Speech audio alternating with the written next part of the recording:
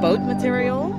It's the rubber from the boats the refugees arrived with on Lesbos.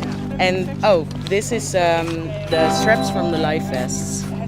Every life vest has at least two of those.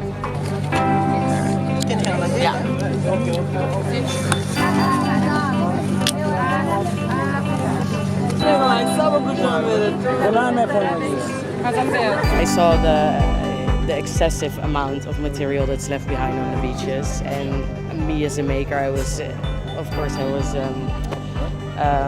extremely inspired to design a bag that's put together with the least effort, the least three tools actually. You need this plier, it's like 15 euros.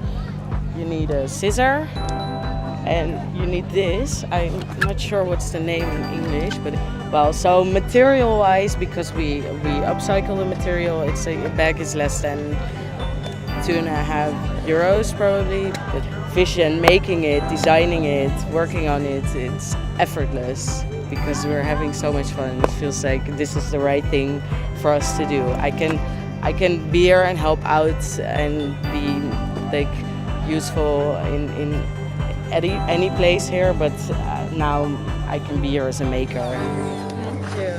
How cool is that? High five, Joe! Very good, huh? Are you happy?